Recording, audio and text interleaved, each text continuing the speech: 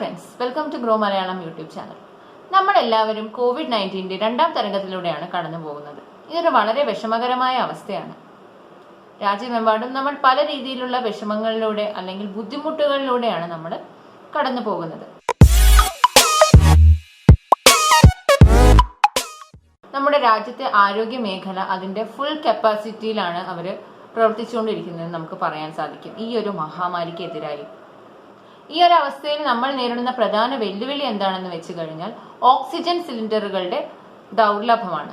Oxygen cylinder നമുക്ക് കിട്ടാനില്ല. അപ്പോൾ ഈ ഒരു അവസ്ഥ നമ്മുടെ രാജ്യമെമ്പാടുള്ള പല സംസ്ഥാനങ്ങളിലും ഈ ഒരു അവസ്ഥ തന്നെയാണ് തുടർന്ന് വന്നുകൊണ്ടിരിക്കുന്നത്. ഇപ്പോഴുള്ള വാർത്തകളിലും അതുപോലെയുള്ള മറ്റു കാര്യങ്ങളിലും ഒക്കെ ഇതൊരു എല്ലാവരും ചർച്ച ചെയ്തുകൊണ്ടിരിക്കുന്ന ഒരു കാര്യമാണ് ഈ ഓക്സിജൻ സിലിണ്ടേഴ്സിന് വന്നിട്ടുള്ള ഈ ഒരു ക്ഷാമം. അപ്പോൾ ഈ ഒരു അവസ്ഥയിൽ നമ്മുടെ ഇൻവെസ്റ്റേഴ്സും അവർ ഈ കാണുന്ന വാർത്തകളും അതുപോലെ തന്നെ ഇവിടെ പ്രചരിച്ചുകൊണ്ടിരിക്കുന്ന സത്യമായിട്ടും കള്ളമായിട്ടുമുള്ള വാർത്തകളും ഒക്കെ അനുസരിച്ചിട്ടാണ് അവർ നിക്ഷേപങ്ങൾ നടത്തുന്നത്. അപ്പോൾ ഈ വാർത്തകളും ഈ പറയുന്ന ഇൻഫർമേഷനും ഒന്നും ഫോളോ ചെയ്യരുത് എന്നല്ല പറയുന്നത്. ഈ ഒരു വാർത്തകൾ മാത്രം നോക്കി ഇൻവെസ്റ്റ് ചെയ്യുമ്പോൾ ചിലപ്പോഴെങ്കിലും നമ്മുടെ ഇൻവെസ്റ്റേഴ്സ് എല്ലാവരും തന്നെ ചെറിയ ചെറിയ അബദ്ധങ്ങളിൽ ചെന്ന് പെടാറുണ്ട്. അതായത് ചില തെറ്റിദ്ധാരണകളിലൂടെ അല്ലെങ്കിൽ ചില വാർത്തകളൊക്കെ അവര് മിസ്അണ്ടർസ്റ്റാൻഡ് ചെയ്യുന്നു. അപ്പം ഇങ്ങനെ വരുമ്പോൾ അവര് പല പല അബദ്ധങ്ങളിലും ചെന്ന് ചാടാറുണ്ട്. അപ്പോൾ ഈ ഒരു വീഡിയോയിൽ നമുക്ക് അതെങ്ങനെയാണെന്ന് നോക്കാം. ആദ്യം നമ്മൾ ഇൻവെസ്റ്റ് ചെയ്യുന്ന കമ്പനിയുടെ പ്രധാന ബിസിനസ് എന്താണെന്ന് അറിഞ്ഞിരിക്കേണ്ടത് നമ്മുടെ ആവശ്യമാണ്. അപ്പോൾ ഇതിന് വേണ്ടിയിട്ടുള്ള ഈ ഒരു കാര്യം അറിയുക എന്നത് നമ്മുടെ മാത്രം ഉത്തരവാദിത്തമായി കണക്കാക്കി ഇതിനുള്ള റിസർച്ച് നമ്മൾ തന്നെ ചെയ്യുന്നതായിരിക്കും ഏറ്റവും നല്ലത്. ഒരിക്കലും നമ്മൾ കാണുന്ന വാർത്തകളും അല്ലെങ്കിൽ നമ്മൾക്ക് കിട്ടുന്ന ഇൻഫർമേഷനും മാത്രം ഫോളോ ചെയ്ത് കമ്പനികളിൽ ഇൻവെസ്റ്റ് ചെയ്യാതിരിക്കുക.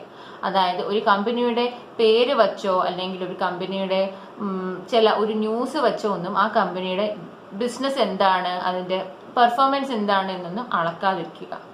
ഒരു കമ്പനി ഏത് ബിസിനസ്സിലാണ് ഏർപ്പെട്ടിരിക്കുന്നത്, അവരുടെ ബിസിനസ് എങ്ങനെ നടന്നു പോകുന്നു എന്നതിന്റെ ഒരു കാര്യം നമ്മൾ തന്നെ നോക്കുന്നതായിരിക്കും ഏറ്റവും നല്ലത്. അങ്ങനെ നോക്കാത്തത് കൊണ്ട് ചിലപ്പോഴൊക്കെ നമ്മുടെ ഇൻവെസ്റ്റേഴ്സ് ചില അബദ്ധങ്ങളൊക്കെ കാണിക്കാറുണ്ട്. ഉദാഹരണത്തിന് ബോംബെ ഓക്സിജൻ എന്ന കമ്പനിയുടെ കാര്യം തന്നെ എടുക്കാം. ഇതൊരു ഇന്ത്യൻ കമ്പനിയാണ്. ഈ കമ്പനിയുടെ പേരിലെ ഓക്സിജൻ എന്ന കാര്യമാണ് എല്ലാവരെയും തെറ്റിദ്ധരിപ്പിച്ചത്. അപ്പോൾ കമ്പനിയിൽ ഓക്സിജൻ ഉണ്ടായത് കൊണ്ട് തന്നെ നമ്മുടെ നിക്ഷേപകരെല്ലാം ഈ കമ്പനിക്ക് ഓക്സിജനുമായിട്ട് എന്തോ ബന്ധമുണ്ട്, ഓക്സിജനുമായിട്ട് ബന്ധപ്പെട്ടുള്ള എന്തോ ബിസിനസ്സാണ് അവർ ചെയ്യുന്നതെന്ന് വിചാരിച്ചിട്ട് ഈ കമ്പനി ഒരുപാട് അങ്ങ് നിക്ഷേപിക്കാൻ തുടങ്ങി. ഇങ്ങനെ നിക്ഷേപങ്ങൾ കൂടിയപ്പോൾ അവരുടെ സ്റ്റോക്ക് പ്രൈസ് സ്വാഭാവികമായും കൂടി. ആ ഒരു വർധന വളരെ വലുതായിരുന്നു. 145.75% ഇവരുടെ ഈ സ്റ്റോക്ക് പ്രൈസ് വർദ്ധിച്ചത്, അതും കഴിഞ്ഞ ഒരു മാസത്തിൽ തന്നെ. ഇനി മറ്റൊരു ഉദാഹരണം പറയാം.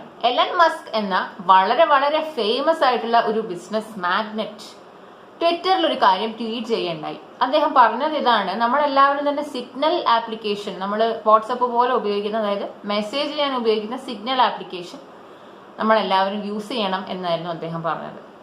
ഈ ഒരു ന്യൂസ് കണ്ടതോടുകൂടി, ഈ ഒരു ട്വീറ്റ് കണ്ടതോടുകൂടി നമ്മുടെ ഇൻവെസ്റ്റേഴ്സ് എല്ലാം തന്നെ സിഗ്നൽ അഡ്വാൻസ് INC എന്ന കമ്പനിയിൽ ഇൻവെസ്റ്റ് ചെയ്യാൻ തുടങ്ങി. ഈ ഒരു ന്യൂസ് കണ്ടതോടുകൂടി നമ്മുടെ നിക്ഷേപകരെല്ലാം തന്നെ സിഗ്നൽ അഡ്വാൻസ് എന്ന കമ്പനിയിൽ ഇൻവെസ്റ്റ് ചെയ്യുകയും അതുവഴി സിഗ്നൽ അഡ്വാൻസിന്റെ സ്റ്റോക്ക് പ്രൈസ് 1100% കൂടി വന്നത്. പക്ഷേ സത്യത്തിൽ എന്താണെന്ന് വെച്ച് കഴിഞ്ഞാൽ നമ്മുടെ ഇദ്ദേഹം പറഞ്ഞ ഈ സിഗ്നൽ ആപ്ലിക്കേഷനും ഈ കമ്പനിയായ നമ്മുടെ സിഗ്നൽ അഡ്വാൻസ്ഡ് INCക്കും തമ്മിൽ യാതൊരു വിധത്തിലുള്ള ബന്ധവുമില്ല എന്നതാണ് വാസ്തവം. പക്ഷേ ഇതുപോലുള്ള തെറ്റിദ്ധാരണകളൊക്കെ നമ്മുടെ ഇടയിൽ പല പല കാര്യങ്ങളും ഉണ്ടാക്കിയെടുക്കാറുണ്ട് ഒരാവശ്യമില്ലാതെ. അപ്പൊ നമ്മൾ എപ്പോഴും ഓരോ കമ്പനിയുടെ കാര്യം നോക്കുമ്പോഴും നമ്മൾ തന്നെ ആ കമ്പനിയെ കുറിച്ച് റിസർച്ച് ചെയ്യുക. അവരുടെ പ്രധാനപ്പെട്ട ബിസിനസ്സും അവരുടെ പെർഫോമൻസും ഒക്കെ നമ്മൾ തന്നെ ഒന്ന് ഇവാലുവേറ്റ് ചെയ്യുക. ഒരുപാടൊന്നും ഇതുപോലുള്ള വാർത്തകളിലൊന്നും ചെന്ന് പെടാതിരിക്കുക, തെറ്റിദ്ധരിക്കാതിരിക്കുക ഒരു വാർത്തയെ പോലും. അങ്ങനെയാണെങ്കിൽ നമുക്ക് എഫക്റ്റീവായിട്ട് ഇൻവെസ്റ്റ് ചെയ്യാൻ സാധിക്കും. ഈ വീഡിയോയിൽ നിങ്ങൾക്ക് ഓക്സിജനുമായിട്ട് അല്ലെങ്കിൽ മെഡിക്കൽ എക്യുപ്മെന്റ്സുമായിട്ടും ഒക്കെ ബിസിനസ് ചെയ്യുന്ന കമ്പനികളെയാണ് ഞങ്ങളിവിടെ നിങ്ങൾക്ക് പരിചയപ്പെടുത്താൻ പോകുന്നത്. ഈ കമ്പനികളെ നിങ്ങൾക്ക് പരിചയപ്പെടുത്തുന്നത് അസെൻഡിങ് ഓർഡറിലായിരിക്കും. അതായത് small cap, mid cap, large cap എന്നിങ്ങനെയുള്ള ഓർഡറിലായിരിക്കും. അപ്പോൾ ലാർജ് ക്യാപ്പിൽ വരുന്ന കമ്പനീസ് ഒക്കെ നമ്മൾ ഏറ്റവും അവസാനമായിരിക്കും നമ്മൾ കാണാം. അതുപോലെ തന്നെ ഈ കമ്പനീസ് ഒക്കെ തന്നെ കഴിഞ്ഞ ഒരു മാസത്തിൽ 20% നിന്നും 100% വരെ ഇവരുടെ സ്റ്റോക്ക് പ്രൈസിൽ വ്യത്യാസം ഉണ്ടാക്കിയിട്ടുള്ള കമ്പനികളാണ്. അപ്പോൾ ഈ കമ്പനികളൊക്കെ നമുക്ക് ഏതാണെന്ന് നോക്കാം. അതുകൂടാതെ ഈ കമ്പനികളിൽ നിങ്ങൾക്ക് ഇൻവെസ്റ്റ് ചെയ്യണമെന്ന് തോന്നുകയാണെങ്കിൽ നിങ്ങൾ ഈ കമ്പനിയുടെ ബാക്ക്ഗ്രൗണ്ട് ചെക്ക്, അതായത് കഴിഞ്ഞ 5 വർഷത്തെ ട്രെൻഡ് നിങ്ങൾക്ക് നോക്കാവുന്നതാണ്. എന്തുകൊണ്ടെന്നാൽ ഇപ്പോൾ നടന്ന ഈ ഒരു വളർച്ച എന്ന് പറയുന്നത് ഒരിക്കലും നമുക്ക് ഫ്യൂച്ചറിൽ റിപ്പീറ്റ് ആവണം എന്ന് നമുക്ക് പറയാൻ സാധിക്കില്ല. അതുകൊണ്ട് നിങ്ങളുടെ അനാലിസിസും നിങ്ങൾ ഈ കമ്പനിയിലേക്ക് ഇൻവെസ്റ്റ് ചെയ്യുമ്പോൾ നടത്തി നോക്കുക. പക്ഷെ ഈ കമ്പനിയുടെ ഒരു സിനാരിയോ മാത്രം നമുക്കിപ്പോൾ ഒന്ന് കാണാം. അപ്പൊ ഈ കമ്പനിയെ നമുക്ക് ഓരോന്നോരോന്നായി നോക്കാം. ആദ്യമായി നമുക്ക് ഭഗവതി ഓക്സിജൻ എന്ന കമ്പനിയെ കുറിച്ച് നോക്കാം. ഈ കമ്പനിയുടെ മാർക്കറ്റ് ക്യാപിറ്റലൈസേഷൻ എന്ന് പറയുന്നത് 4.38 കോടി രൂപയാണ്. അതുപോലെ തന്നെ ഈ കമ്പനി കഴിഞ്ഞ മാസം ഉണ്ടാക്കിയ റിട്ടേൺ എന്ന് പറയുന്നത്, അതായത് അവർക്കുണ്ടായ ഒരു വരുമാനം എന്ന് പറയുന്നത് 36.3%.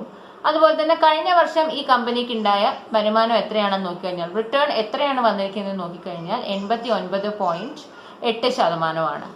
പക്ഷെ കഴിഞ്ഞ 5 വർഷക്കാലമായി നെഗറ്റീവിലാണ് ഈ കമ്പനി ഉണ്ടായിരുന്നത്. ഈ കമ്പനിയുടെ റിട്ടേൺസ് എന്ന് പറയുന്നത് നെഗറ്റീവിലായിരുന്നു, അതായത് കാര്യമായ റിട്ടേൺസ് ഒന്നും ഉണ്ടായിരുന്നില്ല. -61.14% ആ സമയത്ത്, ഒരു 5 വർഷത്തെ കാലത്ത്. മാർച്ചിൽ സ്റ്റോക്ക് മാർക്കറ്റ്സ് ക്രാഷ് ആയപ്പോൾ ഈ കമ്പനിയുടെ റിട്ടേൺസ് 89.8%. അപ്പോൾ ഈ ഒരു കമ്പനി ഈ ഒരു പാൻഡമിക് കാലത്ത് ഒരുപാടധികം മുകളിലേക്ക് വന്നു എന്നാണ് നമുക്ക് ഇതിലൂടെ മനസ്സിലാക്കാൻ സാധിക്കുന്നത്. കഴിഞ്ഞ 5 വർഷമായിട്ട് അവരുടെ സെയിൽസ് എന്ന് പറയുന്നത് -23.83% കോമ്പൗണ്ട് ആയി എന്ന് നമുക്ക് കാണാൻ സാധിക്കും. 3ാം സ്ഥാനത്ത് നിൽക്കുന്നത് നമ്മുടെ നാഷണൽ ഓക്സിജൻ ആണ്. നമ്മുടെ നാഷണൽ ഓക്സിജന്റെ ക്യാപിറ്റലൈസേഷൻ വന്നിട്ട് 29.7 കോടിയാണ്. അതായത് കുറച്ചും കൂടെ ഒരു വലിയ കമ്പനിയാണ് നമ്മുടെ നാഷണൽ ഓക്സിജൻ. കഴിഞ്ഞ മാസം മാത്രം ഈ കമ്പനി 75% റിട്ടേൺ ആണ് ഈ കമ്പനിക്ക് കിട്ടിയിട്ടുള്ളത്. കഴിഞ്ഞ വർഷമാകട്ടെ 114% റിട്ടേണും ഈ കമ്പനിക്ക് ഉണ്ടാക്കാൻ സാധിച്ചു. കഴിഞ്ഞ 5 വർഷമായി ഈ കമ്പനി -26.67% റിട്ടേൺ രേഖപ്പെടുത്തിയിരുന്നത്. കഴിഞ്ഞ 7 സാമ്പത്തിക വർഷങ്ങളിലും വളരെയധികം നഷ്ടത്തിലായിരുന്നു ഈ കമ്പനി പോയിക്കൊണ്ടിരുന്നത്. എന്തിനധികം ഫിനാൻഷ്യൽ ഇയർ 21-ലെ 3 ക്വാർട്ടേഴ്സിലും ഈ കമ്പനി നഷ്ടത്തിൽ തന്നെയായിരുന്നു. ഈ കമ്പനിയിലുള്ള കടത്തിന്റെ കണക്കെടുക്കുകയാണെങ്കിൽ ഇവർക്കുള്ള സെയിൽസിനെക്കാളും കൂടുതലാണ് ഇവരുടെ കടങ്ങൾ എന്നാണ് പറയുന്നത്. അതായത് 39 കോടിയാണ് ഇവരുടെ കടങ്ങൾ എന്നാണ് പറയുന്നത്. ഈ ഒരു 39 കോടി എന്ന് പറയുന്നത് ഇവരുണ്ടാക്കുന്ന സെയിൽസിനെക്കാളും വളരെ വളരെ കൂടുതലാണ് എന്ന് നമുക്ക് മനസ്സിലാക്കാൻ സാധിക്കും. ഇനി നമുക്ക് അടുത്ത കമ്പനി ഏതാണെന്ന് നോക്കാം. ലിസ്റ്റിൽ 2ാം സ്ഥാനത്ത് നിൽക്കുന്ന എവറസ്റ്റ് കാണ്ടോ സിലിണ്ടർ എന്ന കമ്പനിയുടെ മാർക്കറ്റ് ക്യാപിറ്റലൈസേഷൻ എന്ന് പറയുന്നത് 1242 കോടിയാണ്. കഴിഞ്ഞ മാസം ഈ കമ്പനിക്ക് 53.6% റിട്ടേൺ ഉണ്ടാക്കാനും സാധിച്ചു. കഴിഞ്ഞ വർഷം ഈ കമ്പനി ഉണ്ടാക്കിയ റിട്ടേൺ എത്രയാണെന്ന് അറിയാമോ?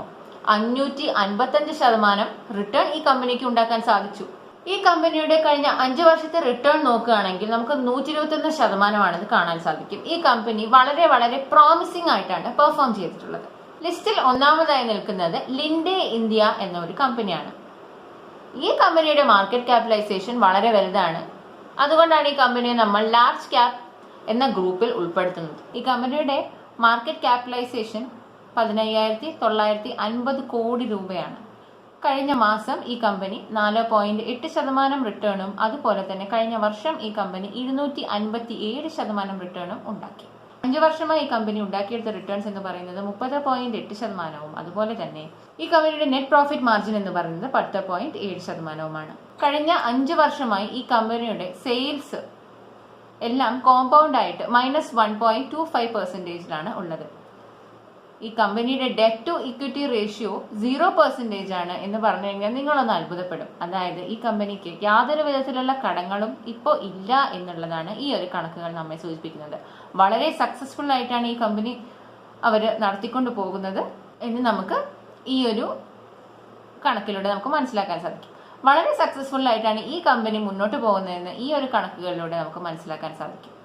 ഈ വീഡിയോ നിങ്ങൾക്ക് ഇഷ്ടമായെങ്കിൽ ഈ വീഡിയോ നിങ്ങൾ ലൈക്ക് ചെയ്യുക, ഈ വീഡിയോ നിങ്ങളുടെ പ്രിയപ്പെട്ടവരുമായി ഷെയർ ചെയ്യുക, ഈ ചാനലിലേക്ക് നിങ്ങൾ സബ്സ്ക്രൈബ് ചെയ്യുക.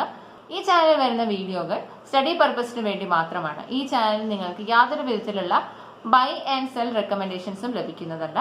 വീണ്ടും അടുത്ത ഒരു വീഡിയോയിലൂടെ കാണാം. അതുവരെ stay tune to grow Malayalam YouTube channel.